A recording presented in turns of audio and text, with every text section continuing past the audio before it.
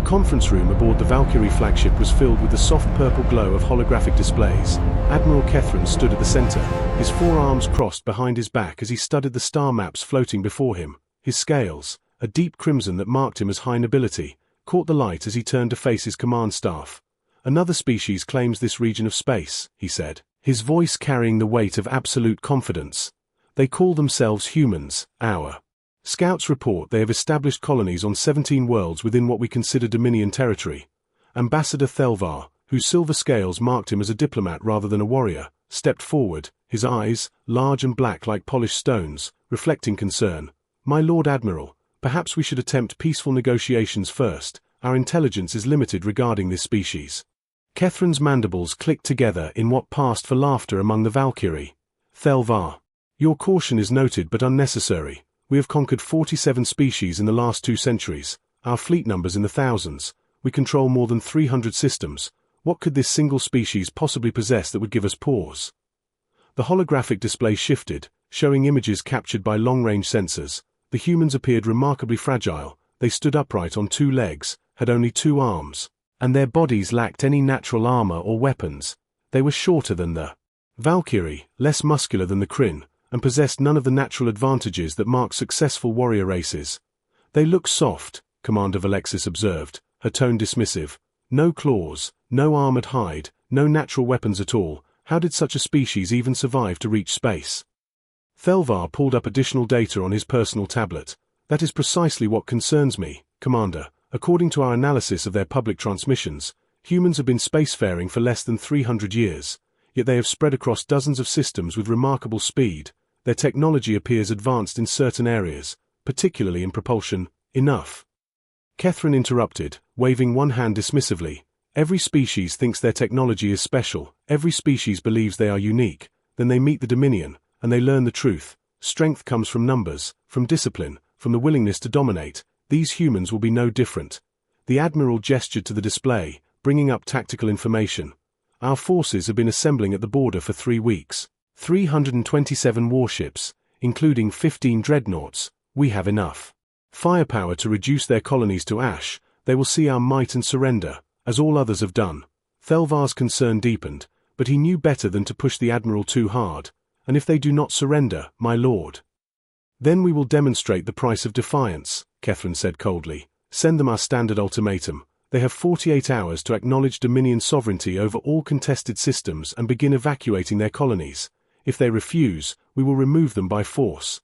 The message was transmitted within the hour, written in the formal style of the Dominion, filled with language about the inevitable march of progress and the benefits of joining the greater galactic order.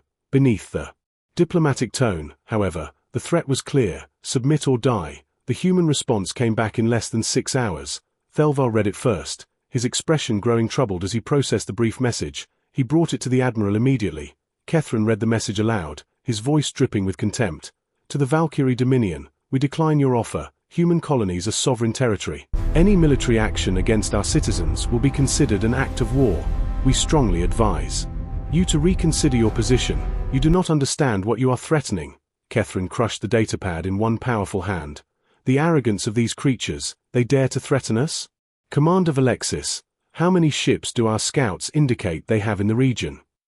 Valexis consulted her tactical display. "Our best estimate suggests no more than 30 vessels. My lord, most appear to be lightly armed patrol craft and transport ships. We have detected no major military installations, no defense platforms, nothing that would pose a credible threat." "Then we will teach them a lesson in humility," Kethran decided. "We will not wait the full 48 hours. Target the mining colony on the 4th planet of the system they call New Aberdeen. It is far from their core worlds, but valuable enough to demonstrate our seriousness. A surgical strike. We will destroy their orbital facilities and give them one more chance to surrender before we proceed further." Thelvar felt a chill run down his spine. "My lord, perhaps we should gather more intelligence first." The humans seemed very confident in their response. Kethran turned sharply. "You see shadows where there are none. We did not build an empire by being cautious." The fleet moved into position over the next 30 hours. The Valkyrie ships traveled in the standard formation that had served them well for generations, dreadnoughts at the center, cruisers forming a protective shell with faster ships on the flanks. It was an overwhelming display of military might. New Aberdeen was a human mining colony specializing in rare metals. From orbit, the Valkyrie could see habitation domes, excavation equipment, and 3 orbital processing stations. Commander Valexis reviewed targeting data. My lord, targeting. Solutions are locked, Catherine nodded. Proceed. The Valkyrie ships opened fire. Plasma and particle weapons struck the orbital stations, which exploded in brilliant flashes. Debris rained down into the atmosphere. On the ground, alarms blared. Colonists ran for shelters. The electromagnetic pulses disabled most systems, plunging the colony into darkness. From the flagship, Catherine watched with satisfaction. Transmit another message. Tell them this is just the beginning.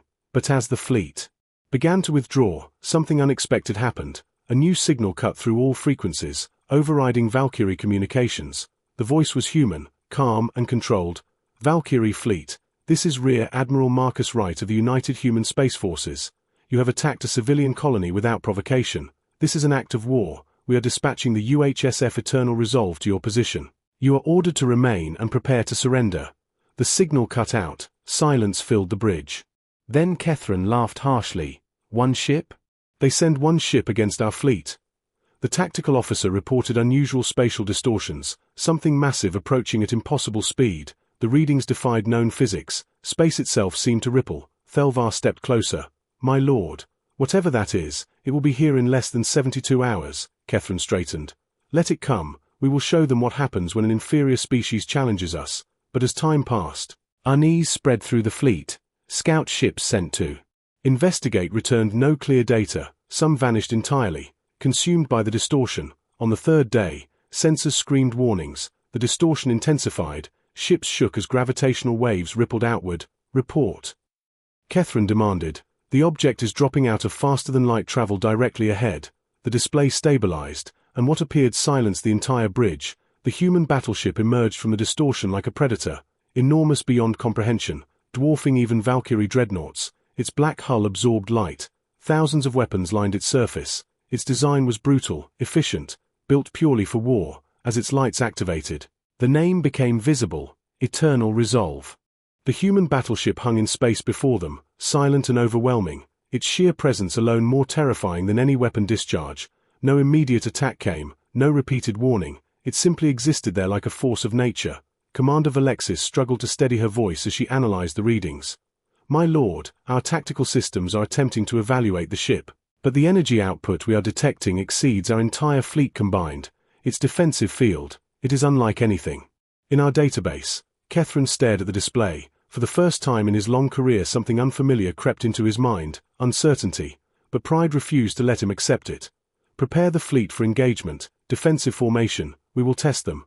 The Valkyrie ships moved into coordinated positions, dreadnoughts forming a shield wall, cruisers aligning behind them, weapons charging across the fleet. On the human vessel, Captain Elizabeth Chen observed the movements calmly. Her crew, silent and disciplined. They are probing us, her tactical officer noted. Expected, Chen replied. They still think this is a conventional battle. She gave a single order. Prepare demonstration fire. The Eternal Resolve powered up, energy levels spiking dramatically. Valkyrie sensors struggled to comprehend the surge. They are charging weapons. Valexis shouted. Hold formation. Catherine ordered. Let them fire first.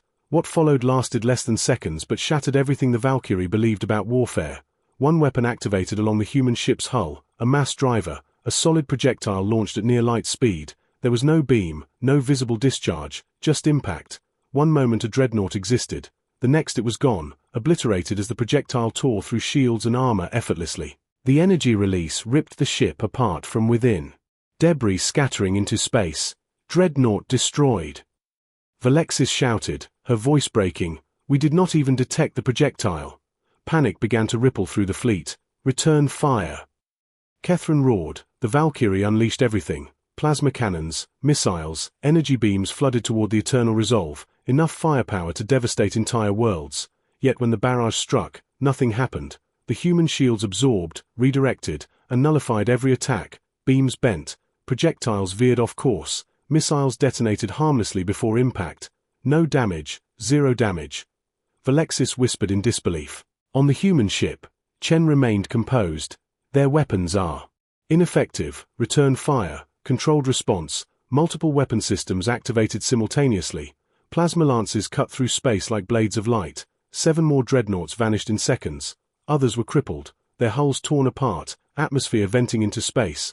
Within moments the Valkyrie fleet had lost nearly half its capital ships. Fall back. Catherine shouted, "Scatter formation."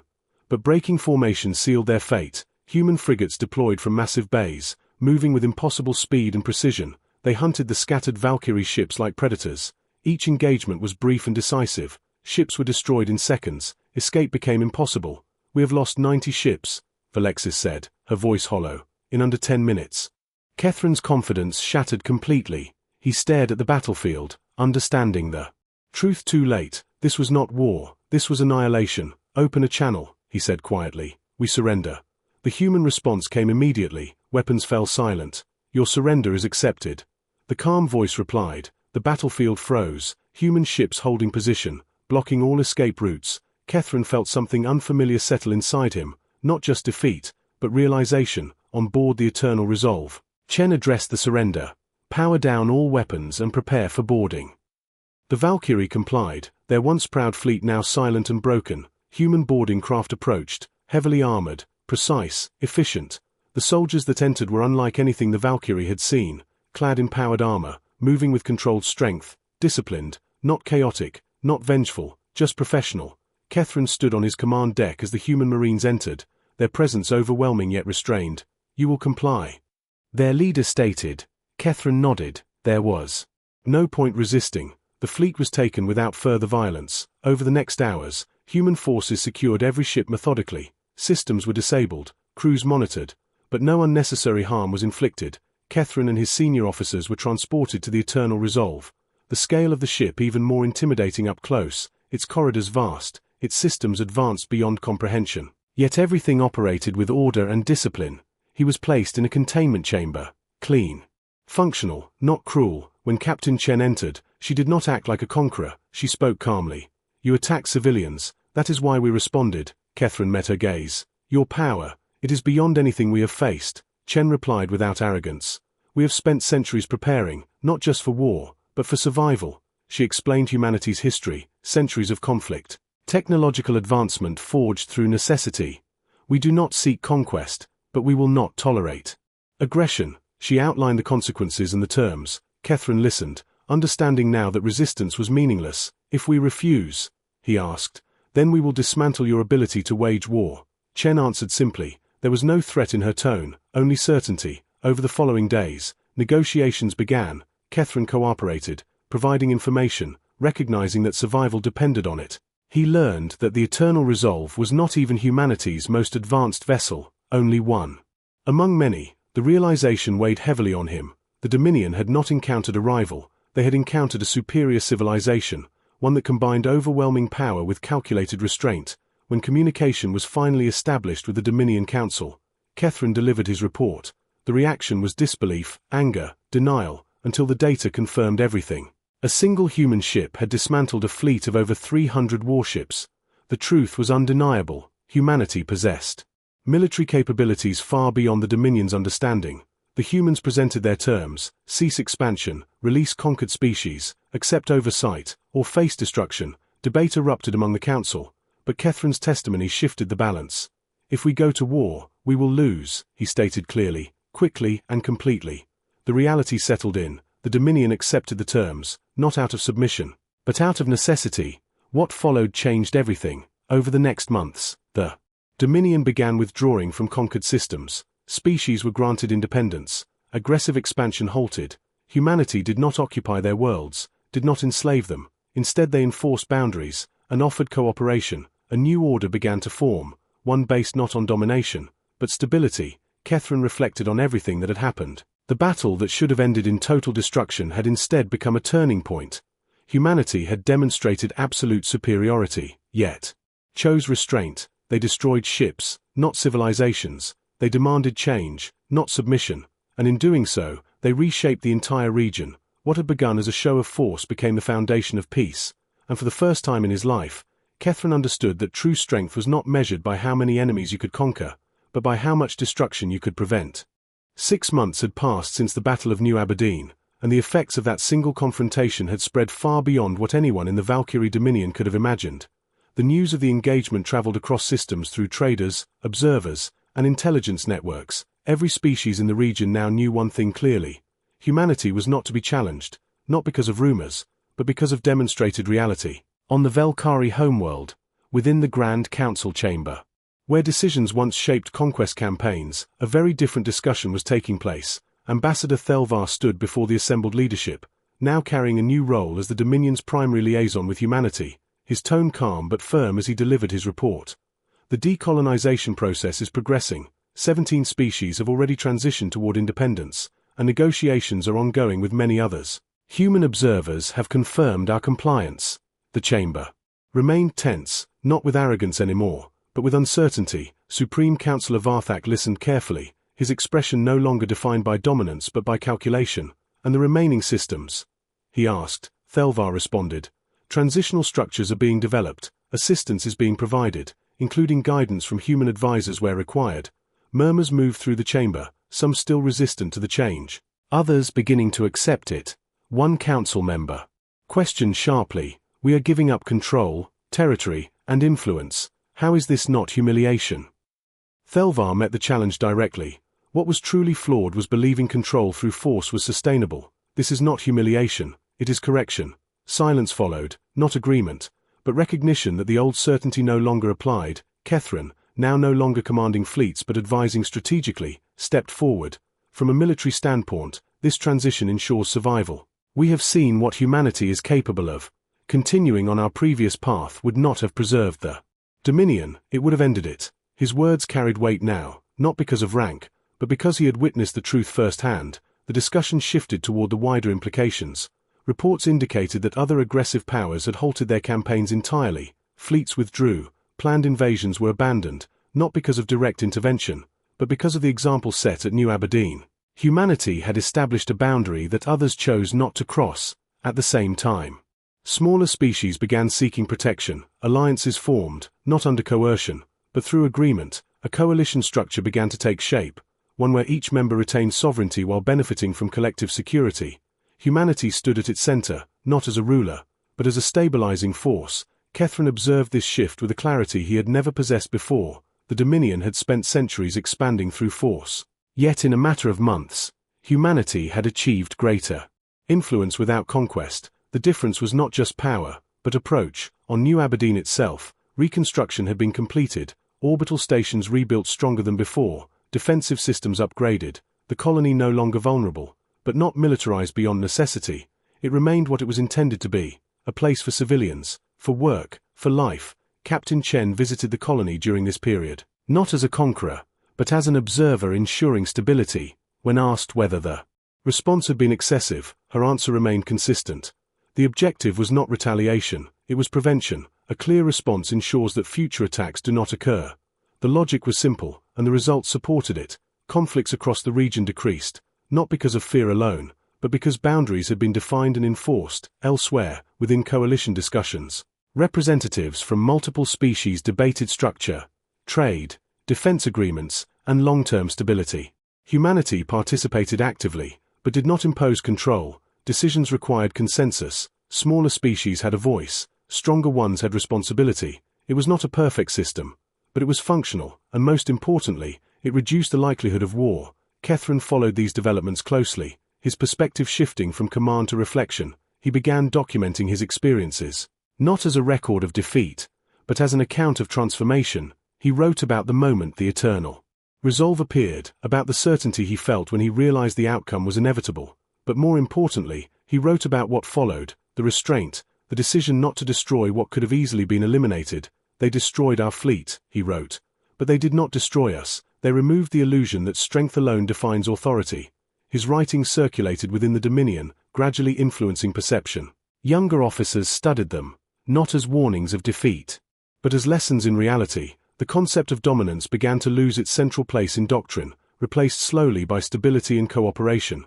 Even those who resisted the change could not ignore the facts. The Dominion still existed, its people remained intact, its systems were not occupied, its autonomy preserved, but its direction altered. The balance between survival and pride had shifted decisively. Meanwhile, the Eternal Resolve continued its operations, no longer engaged in open combat, but serving as a presence, a reminder, a stabilizing force across multiple systems. Its reputation alone prevented escalation.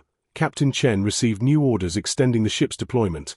Its role now larger than a single engagement, it had become a symbol, not just of military capability, but of controlled power. The crew adapted to this new role, their mission no longer defined solely by combat readiness, but by maintaining equilibrium, preventing conflicts before they began. This required discipline of a different kind, restraint instead of aggression, observation instead of reaction, and the ability to act decisively only when necessary. Chen addressed her crew clearly.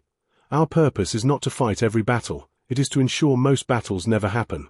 This philosophy defined the new operational standard. Catherine, observing from a distance, recognized something he had never considered before. True power was not the ability to win every confrontation, but the ability to shape a reality where confrontation became unnecessary. The Dominion had once expanded through force, believing it to be the only path. Humanity demonstrated an alternative, not weaker, not passive, but controlled and precise. Over time, this influence extended beyond the Dominion.